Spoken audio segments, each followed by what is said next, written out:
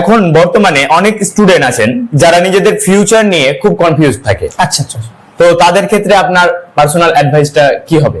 আমি তো ওকে বলবো সবচাইতে বেস্ট হচ্ছে যে 1 নম্বর কেরিয়ার কাউন্সিলিং করে ফেলা। শুধু ও না, 8 পাস করা ছেলে মেয়ে যারা আছে 8 থেকে 12 পর্যন্ত প্রত্যেকটা বাচ্চাকে বলবো আমরা কেরিয়ার কাউন্সিলিং করে নেওয়া, সাইকোমেট্রিক টেস্ট দিয়ে দেবো। এটা অনলাইনে করা যায়, অফলাইনে করা যায়, আমরাই করাচ্ছি। রনি ভাইয়ের সাথে যোগাযোগ করলে আমরা করাতে পারবো, আমি নিজে আমাকে ফোন করলে আমি করাতে পারবো। তো এটা করে নিলে কিন্তু তার দিশাটা ঠিক হয়ে যাবে। দিশা ঠিক হয়ে গেলে কিন্তু তার দশা ঘুরবে। আপনি যেটা বললেন যে বাচ্চারা যারা কনফিউজড তাদেরকে কি, তারা কিন্তু এটাই বলবো যে দেখো কখনো নিজেকে ছোট মনে করবে না।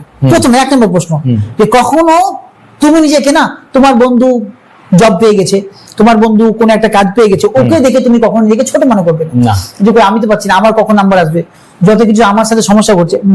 এবং একটা জিনিস, কখনো নিজেকে নিয়ে কাউকে তুলনা করতে যাবে না।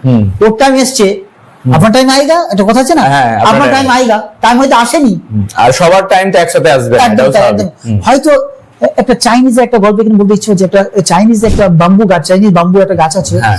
ওই বাম্বু গাছে যখন যখন লাগাই না, 1 দিন 2 দিন 3 দিন 4 দিন পর পর পর পর কিন্তু কোনো বড় হয় না, পরিবর্তন দেখতে পাওয়া যায় না, বীজ কিন্তু মাটির তলেই থাকে।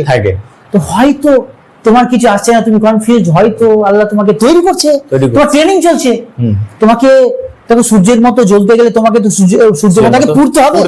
আল্লাহ তোমাকে এখন পুড়াচ্ছে, তুমি যে কনফিউজ আছো, আরে কনফিউজ মানে তোমার বড় কিছু হওয়ার জন্য আল্লাহ তোমাকে প্রস্তুত করছে, বড় কিছু হওয়ার জন্য তোমাকে তো আল্লাহ রেডি করছে। আমরা তো দেখেছি বিভিন্ন মনীষী নবীজি এদের জীবনে তো দেখেছি যে তারা কিন্তু তাকে পুড়িয়েছে, তারপর তারা আলো দিয়েছে। তো আমি বলবো বাচ্চাটাকে যারা কনফিউজ, তারা তোমার কখন ভেবো না নিজেকে ছোট মনে করবো, ভাববা যে তোমার কি যখন ট্রেনিং চলছে। দেখো আমি ছোট্ট করে ইউসুফ আলাইহিস সালামকে কারাগারে বন্দী করেছিল, ইউসুফ আলাইহিস সালামকে কারাগারে বন্দী করেছিল। আরে বন্দী করেনি, ওর ট্রেনিং হচ্ছিল, কারণ মিশরের হ্যান্ডেল ধরতে হতো তাকে, মিশরের সে সম্রাট হবে। তো আল্লাহ তার তারবিয়াত করছিল, তার ট্রেনিং চলছিল, তার প্রশিক্ষণ চলছিল। তো যখন কেউ বলে না, তো হাত করা দিয়েছিলেন এই জন্য যাতে করে তার শিকলটা পরবর্তীকালে খুলে যায়, এই জন্য তার হাত কথার মানে হাতে এসেছিল। তো ইউসুফ আলাইহিস সালামের জীবনে কনফিউজ ছিল, ভালো মানুষ, তবুও তিনি কারাগারে গেলেন। এটা এই জন্য হয় কারণ তাকে আল্লাহ তৈরি করছে বড় একটা কাজের জন্য, মিশরের বাদশা করার জন্য। ডেফিনেটলি একদম।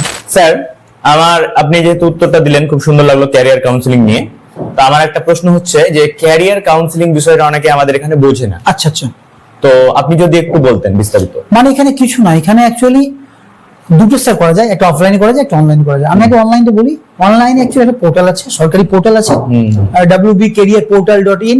আমি বলবো এটাকে এইট করে লিখে দেবো ও সামনে, কি www.wbcareerportal.in। এখানে গেলে 500+ ক্যারিয়ার অপশন আছে। সেখানে একটা সাইকোমেট্রিক টেস্ট আছে, টেক দা পার্সোনালিটি টেস্ট। সে যদি সাইকোমেট্রিক টেস্টটা দেয় তার কিন্তু 1 নম্বর একটা ডোমেন আসবে, কোন ডিপার্টমেন্টে যাওয়া উচিত।